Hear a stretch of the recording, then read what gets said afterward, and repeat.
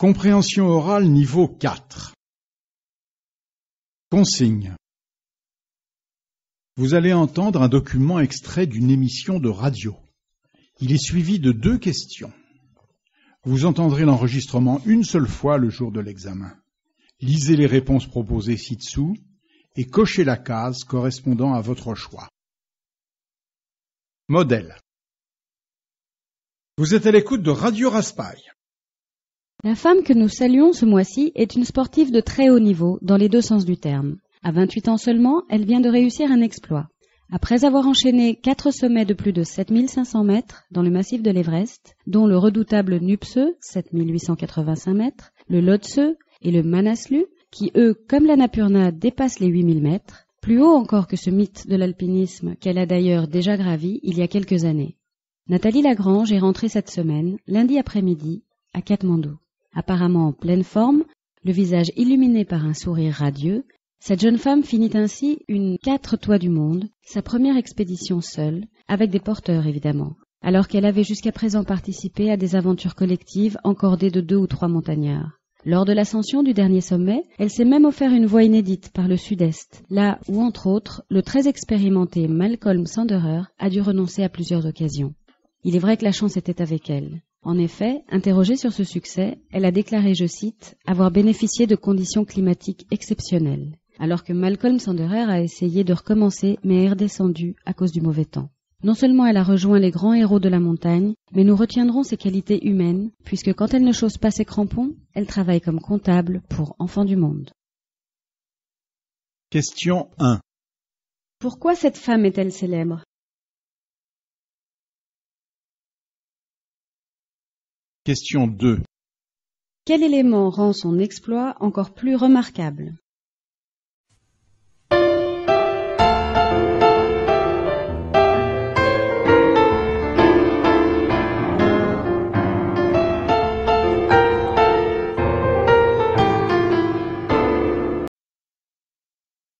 Enregistrement numéro 1, piste 53.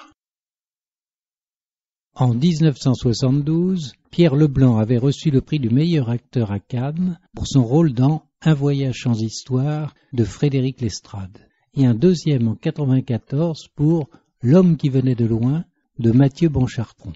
À la fin de sa vie, il était remonté sur les planches comme à ses débuts. L'actrice Maryse Roger. Il était doué pour tout. Tout le monde se souvient de lui, de ses personnages inquiétants, mais il a aussi joué des types rassurants. Il adorait faire rire et il savait s'y prendre. On l'a connu sentimental, souvent, mais aussi violent, secret. Jamais d'une seule pièce, avec des nuances. Oui, vraiment, il savait donner vie à toutes sortes de... Tout ce qui peut se trouver à jouer pour un immense acteur. Et vraiment, je crois qu'il a tout essayé. Je ne me souviens pas qu'il ait raté un de ses emplois, que ce soit au théâtre ou au cinéma. Je ne parle pas du succès, ça ne dépendait pas toujours de lui. C'est bizarre parce que c'est au théâtre qu'il a débuté. Le cinéma, il y est venu relativement tard. Lui, il se considérait comme un homme de théâtre. Il le disait, même s'il ne parlait pas beaucoup de lui. Quand il s'était vu sur grand écran, il l'avait mal supporté. Il ne s'aimait pas du tout au cinéma. Son physique lui déplaisait, même s'il avait un charme fou. Ce qu'il aimait, ce n'était pas sa personne, c'était les gens, c'était la vie. Il était curieux et voulait découvrir une foule de choses, pas seulement dans le métier, dans la vie. Surtout, il détestait créer des problèmes. Il parlait fort, il était passionné, mais il avait un cœur d'or qu'il ne laissait pas passer une occasion. Et dans ce milieu, c'est très rare, n'est-ce pas, d'aider les autres, sans le montrer si possible. Bref, c'était un homme profondément gentil. Question 1. Parmi les qualificatifs suivants, lequel est attribué à l'homme dont il s'agit ?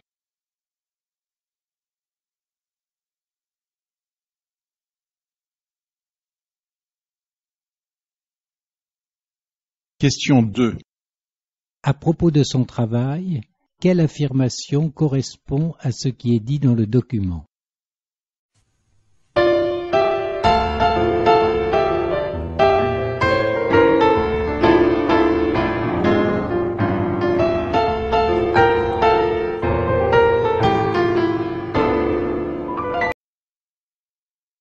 Enregistrement numéro 2, piste 54.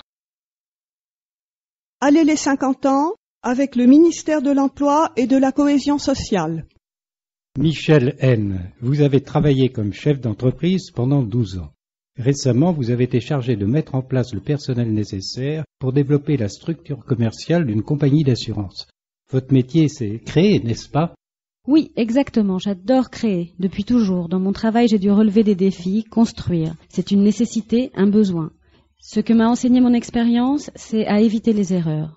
Maintenant, je sais ce qu'il faut faire et ne pas faire. Et grâce à ça, nous allons avancer beaucoup plus vite dans la création de cette structure. Martin L., en tant que directeur commercial, vous travaillez en étroite collaboration avec Michel. Pouvez-vous nous parler de votre partenariat? Nos compétences sont tout à fait complémentaires. Michel est la collaboratrice idéale.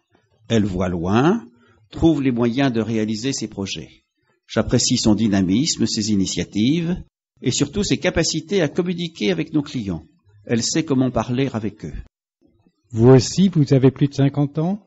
Contactez-nous pour nous faire part de votre parcours professionnel sur emploi-de-senior.gouv.fr. À bientôt. Avec le ministère de l'Emploi et de la Cohésion sociale et l'Union européenne. Question 1. Quelle activité cette femme exerce-t-elle au moment où elle parle?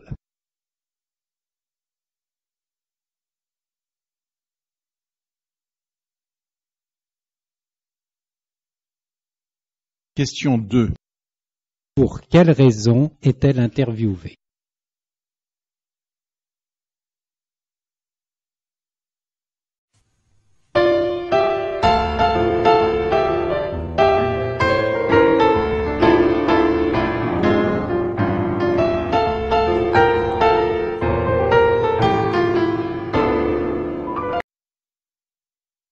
Enregistrement numéro 3.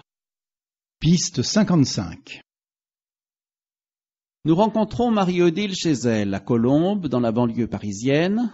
Elle travaille à son domicile de manière intermittente. Couturière, elle confectionne des costumes pour différents théâtres. Elle n'a donc pas de revenus réguliers. Son mari non plus. Lui, il est décorateur pour le cinéma. Avec 2 enfants à élever, ils ont bien du mal à joindre les 2 bouts. Il y a 2 ans, Marie-Odile cherche un dentiste pour se faire soigner une dent. J'ai téléphoné pour prendre un rendez-vous. Comme je savais qu'il faudrait présenter des papiers pour la sécurité sociale, j'ai tout de suite dit que j'étais à la CMU. Je préférais prévenir tout de suite pour qu'il n'y ait pas de malaise. Et là, aussitôt, l'assistante m'a dit « Ah non, dans ces cas-là, malheureusement, ce n'est pas possible. Nous ne recevons pas les CMU. » J'ai essayé ailleurs, pareil, ou enfin presque. Quand ils ne refusaient pas les CMU, moi je demandais « Est-ce que je dois payer les soins avant d'être remboursé ou pas ?»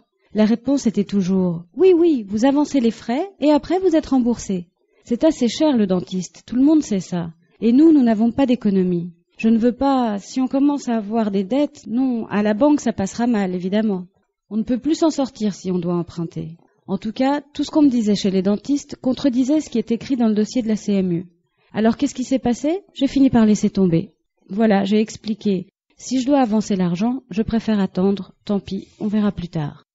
Marie-Odile souffrait, elle a donc continué malgré tout à appeler d'autres dentistes et a fini par en trouver un qui a accepté de la soigner sans lui demander d'avancer le règlement des frais.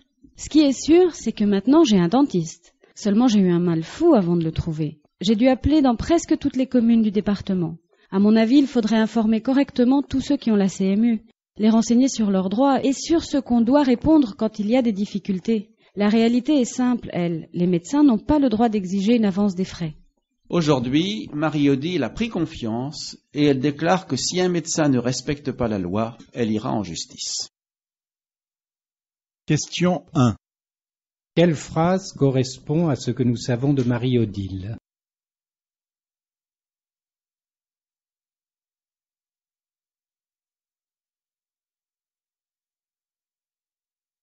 Question 2. Elle expose un fait antérieur au moment où elle parle. Lequel?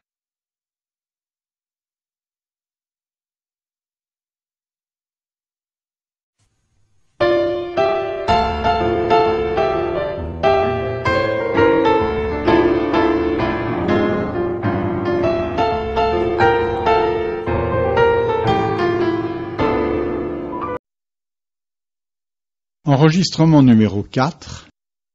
Piste 56. Comme d'habitude à cette heure-ci le samedi matin, quelques propositions de sortie dans le cadre des festivals de ce week-end.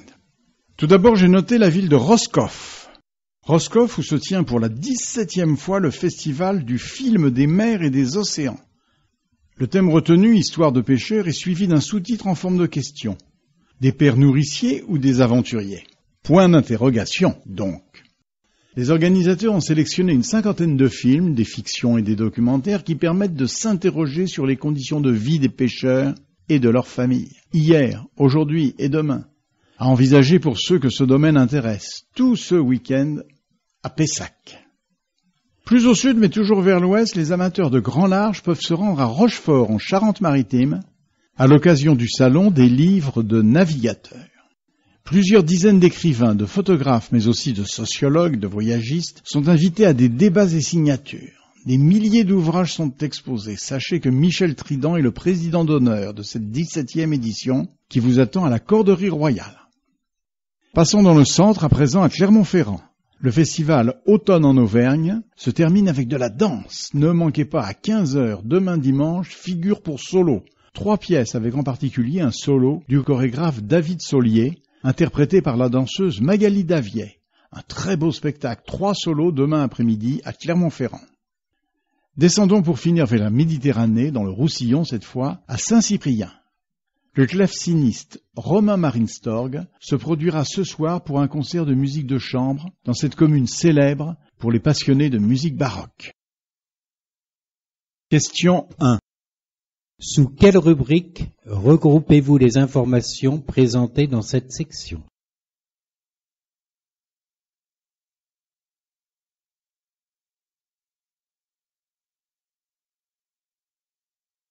Question 2. Quelle liste correspond à certains centres d'intérêt cités par le journaliste?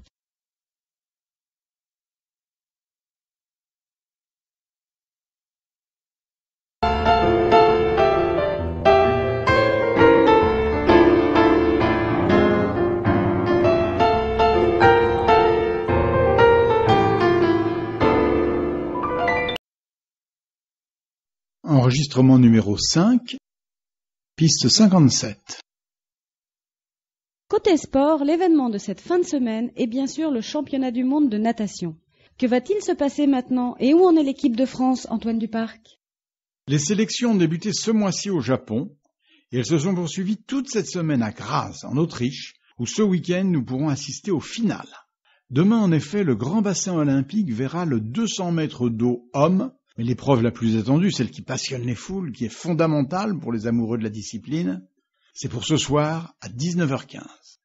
Ce soir donc a lieu la reine des compétitions, le 400 mètres d'eau homme. Elle sera très disputée vu la liste des participants. Et là, la France compte sur un immense champion, le maître actuel dans cette discipline, Jean-Philippe Rompant.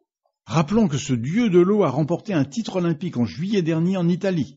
Il aime particulièrement l'Autriche, qu'il a déjà vu monter 2 fois sur le podium, avec une 3e place en 2004 et une 2e l'année précédente. Rien d'étonnant donc si tous les espoirs sont permis pour cette course, et elle revêt une importance considérable pour sa carrière, explique le Pyrénéen Jean-Philippe Rompant. Le rêve, c'est de gagner maintenant, parce que tout est encore possible après. C'est trop dur si vous perdez à mon âge. Je suis à un tournant à 24 ans. Parce qu'après, il faut remonter la pente, de saison en saison. La pression est intenable. Alors oui, gagner au championnat du monde, surtout le 400 d'eau, c'est idéal. Tout comme le fait d'être à Kitzbühel. L'environnement de la cité correspond exactement à ce dont j'ai besoin pour me sentir en condition. Je suis dans une situation, mon entraîneur, la préparation, tout est en harmonie. Comme ça, je peux produire le maximum. Qu'est-ce que ça change d'être champion olympique? Vos rapports avec les autres athlètes sont-ils différents?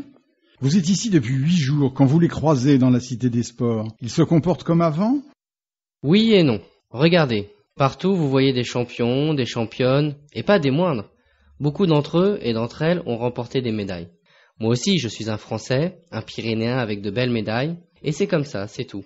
Bon, je mentirais si je vous disais qu'ils ne me saluent pas un peu plus. Oui, ils me reconnaissent, évidemment ils me demandent des nouvelles. Mais je ne suis pas la bête à abattre, loin de là. Non, ils ne me mettent pas davantage la pression et la médaille d'or, ils ne m'y font pas penser. Je ne l'ai pas plus en tête depuis que je suis arrivé ici. Qu'est-ce qui compte? Le goût de la victoire, c'est du bonheur, mais ce qui a aussi du goût, c'est la vitesse elle-même. ce qu'on ressent quand on nage vite, plus vite que les autres. Alors ce que je cherche pour le moment et mon obsession, eh bien, je veux retrouver tout ça pendant le 400 et être sur le podium. Je veux gagner quoi. Bonne chance Jean-Philippe. Question 1. À quelle occasion cette interview a-t-elle lieu?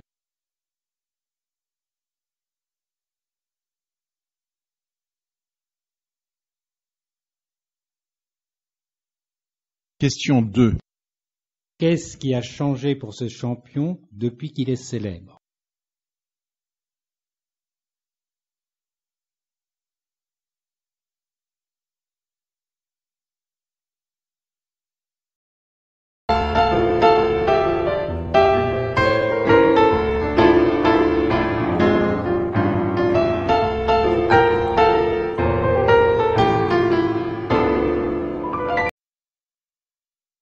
Enregistrement numéro 6, piste 58. Pour clore notre chronique consacrée au programme de la télé, une fois n'est pas coutume, intéressons-nous à la série La vie au soleil. Il ne s'agit pas de n'importe laquelle, elle a gagné le cœur de très nombreux téléspectateurs. Elle passe sur la chaîne privée la plus regardée, tous les dimanches en fin d'après-midi depuis maintenant 10 ans, avec évidemment des interruptions et des périodes de rediffusion. Les fans pourront voir aujourd'hui le 348e épisode inédit de la très célèbre La vie au soleil. La recette du succès est bien simple. Réunissez des personnages de tous âges et milieux, pariant que vous allez donc toucher un public de tous les âges et de tous les milieux. Inventez une cascade de chassés-croisés et rebondissements sentimentaux de l'année dans la presse people. Choisissez pour tourner des décors de cartes postales, en l'occurrence Cannes et son arrière-pays. Vous captivez ainsi 42% de part d'audience. Même s'il est de beaux esprits pour dénigrer l'ensemble et dénoncer la bêtise des situations et des profils stéréotypés, ce qui prouve qu'ils la connaissent, il convient de prendre cette production au sérieux.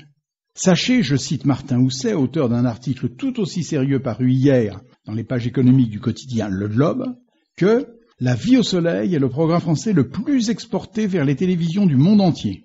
Les responsables de production de la chaîne qui le présentent viennent de renouveler le contrat pour les 3 prochaines années, de nouvelles histoires en perspective pour les amateurs. Et ceux qui n'aiment pas continueront à se cacher pour retrouver leur héros. Question 1. Pourquoi les deux journalistes parlent-ils de La vie au soleil?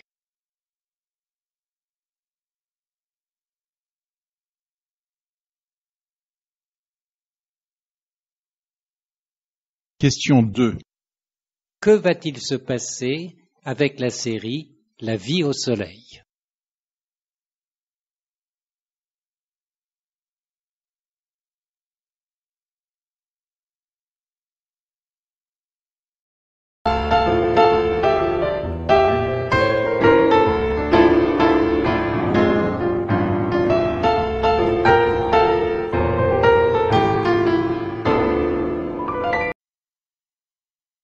Enregistrement numéro 7, piste 59. Un chien décoré de la Légion d'honneur. Il ne s'agit pas d'une plaisanterie, mais d'une récompense peu courante, bien que tout à fait conforme à la loi. Jeudi dernier, Cannelle, une chienne Saint-Bernard de 14 ans, a reçu le célèbre ruban rouge des mains du président de la République au cours de la cérémonie officielle de remise des distinctions de cet ordre prestigieux. Pamela Lemerle. Cannelle, aux côtés de laquelle se tenait son maître chien, a particulièrement mérité la reconnaissance de la patrie. Cette chienne exceptionnelle a sauvé pas moins de, tenez-vous bien, 198 vies au cours des 10 dernières années, depuis qu'elle a été intégrée dans la gendarmerie. Avant, personne n'avait pensé à compter. Ajoutons que mieux vaut tard que jamais. C'est que, voyez-vous, elle vient de terminer sa carrière en janvier, partant à la retraite après de bons et loyaux services. Jean-Paul Germain, son dernier maître, nous a parlé d'elle. Toute jeune, elle avait été repérée par son éleveur pour son caractère particulièrement doux et aussi son entêtement. Elle a d'abord été formée, si je puis dire, par les sapeurs-pompiers, puis elle est passée chez les chasseurs alpins, conformément à sa nature de montagnarde. Les services de secours évoluant en raison de l'apparition des appareils de haute technologie, ce sont les gendarmes qui l'ont ensuite embauchée, et elle s'est spécialisée dans les interventions suite à des séismes et autres catastrophes. Elle connaît du pays, nos opérations à l'étranger étant nombreuses. Comment reconnaît-on ces chiens destinés au sauvetage? Ça se voit progressivement. Cependant, avant le dressage, l'animal présente des traits de caractère indispensables. Certains chiens se montrent très vite adroits, forts, affectueux et obstinés, têtus. Des chiens comme Cannelle se signalent par la puissance, la résistance, la force pure. Attention, ce critère ne suffit pas. Il faut tester un tempérament que je qualifierais de gentil au départ. On recherche la preuve d'un amour inconditionnel envers les faibles, les bébés, les malades, les gens âgés, une générosité du chien. Il faut aussi s'assurer de leur obéissance intelligente, c'est-à-dire qu'ils réagissent toujours à un ordre, mais seulement à un ordre positif pour utiliser cette force. Pour trouver des chiens de cette qualité, c'est vraiment très rare.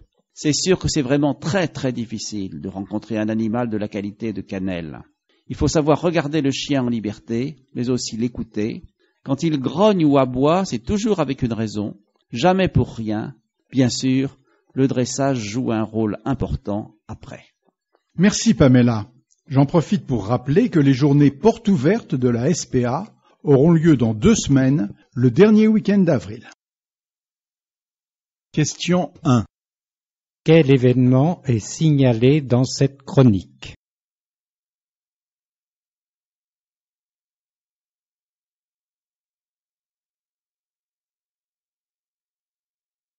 Question 2. Quelles caractéristiques sont nécessaires pour repérer un bon chien de sauvetage?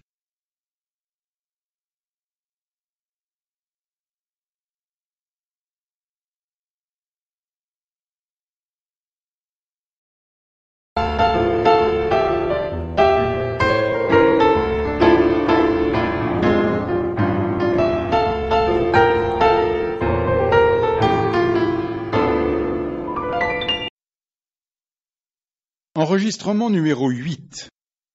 Piste 60. Et puis je voudrais apporter à vos auditeurs une information qui montre bien le tournant pris actuellement en matière de politique de la ville et de réorganisation des sites urbains. Je veux parler de la destruction au Havre, dans le quartier Montgaillard, de 2 tours construites à la fin des années 70. Plus un seul habitant ne vit depuis 1 an dans aucun des 300 appartements répartis sur 18 étages. Demain matin, une opération de grande envergure va évacuer jusqu'au soir les 1800 personnes qui résident à proximité du périmètre de sécurité de ce chantier. La démolition à l'explosif aura lieu en début d'après-midi, une fois toutes les vérifications terminées, afin d'éviter tout risque d'accident. Bien sûr, les avis sur ce bouleversement sont partagés. Opposition, soulagement, nostalgie. La décision a forcément éveillé des réactions parfois vives, surtout de la part de ceux qui ont passé là une partie de leur existence. Certains même y sont nés. L'objectif est cependant désormais bien compris, car la municipalité a simultanément lancé une vaste campagne de sensibilisation afin d'accompagner le projet, et chacun peut voir depuis octobre dernier une maquette présentant le réaménagement des terrains ainsi libérés, des espaces verts et des places de stationnement. Question 1. À quoi va servir l'opération dont il est question dans cet extrait?